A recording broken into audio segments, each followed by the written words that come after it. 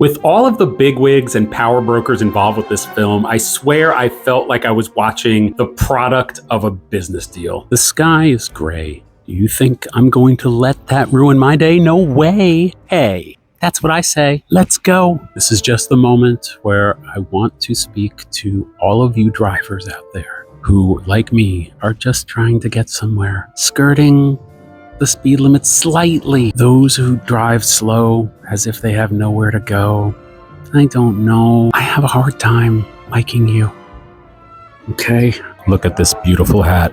I have just proclaimed myself a brand ambassador of the Black Cow Coffee Company in beautiful Croton on Hudson, New York. I hope I don't embarrass them. I hope I do them proud because I really don't want them to ask me to leave here. But if they come up to me at some point and say, Josh, we see you've been wearing the hat you bought. Can you not do that anymore? I would feel really bad. Now that the Black Cow has treated me so kindly, I will be moving on to, you know where I go next. I go to the Pleasantville Farmers Market because today it's gray and gross. So I want to show up and be pleasant and amicable because today is the day to see Maestro.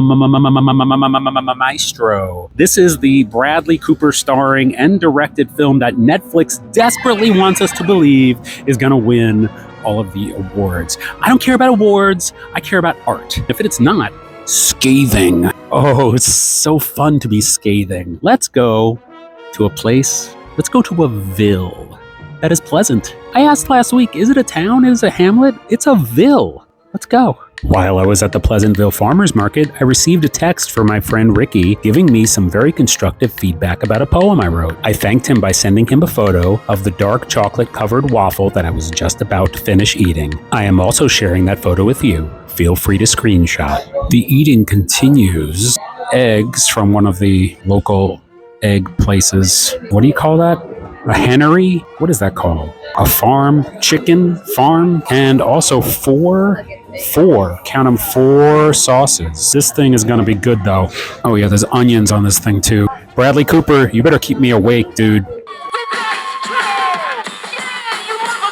Conductor-related films are all the rage. Tar, and now Maestro. I don't know what's coming next. The Arthur Fiedler story, the Boston Pops. I would see it. We're gonna settle in for Maestro, and once again, just once more, Bradley Cooper, better deliver, man. Because if you don't, I'm a sick Lady Gaga on you. Here's a nice wall to talk about what I just experienced. Guys, I don't know if I'm a hater. I don't know. Maybe I just have bad taste. Maybe it's a combination of both. I do not like Maestro. I'm sure Leonard Bernstein is a very important figure in the world of musical culture, art. I did not enjoy this film. I'm not sure it was needed to be made. I'm not sure that Hollywood, Netflix, Steven Spielberg, Martin Scorsese, we're talking about lots of important people flexing clout and spending money to make this film, and I'm not sure why exactly. Leonard Bernstein documentary, I'm sure there's one already exists. Seems like that would do the trick. I don't know what was going on here. I found myself exasperated. I found myself staring at the ceiling of the theater at one point. Oh boy, I am now in Tarrytown, New York. I am going to the Tarrytown Holiday Market. To get there, you have to park like 9 miles away. So I'll be walking 9 miles. Desafortunadamente, debido a dificultades técnicas, mi micrófono no captó lo que estaba diciendo aquí. Así que pensé que en lugar de borrar esto, lo usaría como una oportunidad para construir un idioma hispanohablante audiencia. Y por eso he traducido esta voz en off al español para ustedes. Me alegro de verte. Bienvenidos.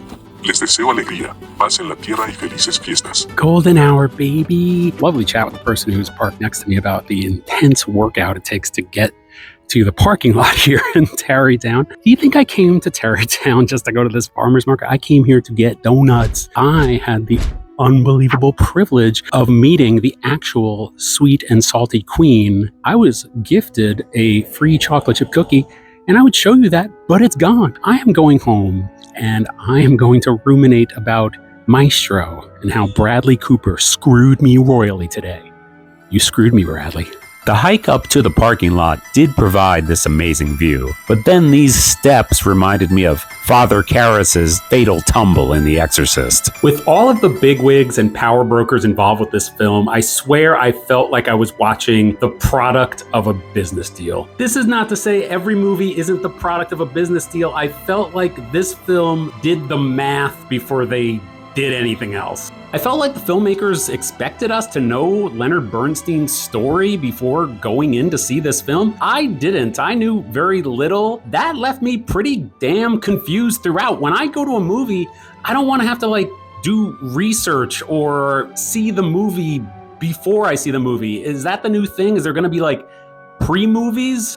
For instance, I had no idea Leonard Bernstein was bi or gay or whatever they were trying to portray. They alluded to his sexuality several times throughout, and towards the end there was a more overt scene, but it was never very explicitly spoken about, which kind of left me wondering, who is this guy? The set decorators and wardrobe people did their job excellently, because for me, most of this film is, here is Bradley Cooper pretending to be Leonard Bernstein, wearing some very nice clothes in some very nice settings with some very interesting hairstyles on some very pretty sets. There is another cringeworthy moment late in the film where Leonard Bernstein drives up to his house with a Maestro license plate, and It's the End of the World as We Know It by REM is blasting from his stereo. The line about Leonard Bernstein, maybe that happened in real life, maybe that was his license plate. I don't know if that was the best choice to show that, and that might be a little too on the nose as to seem made up. I guess I'll sum it up by saying this film to me is not vital. Leonard Bernstein's life, vital. His work, vital. His story, vital. Bradley Cooper telling all of that in the way that he tells it in this film, nah, bro, nah. I guess if the goal here was to get me more interested in Leonard Bernstein's work, then yes, good job. I'm sure this will be nominated for everything and will win everything. And I'm sure the people in Leonard Bernstein's life who gave him the support and love and confidence to get to the place that he got to make it possible for this movie to exist will not be acknowledged or thanked.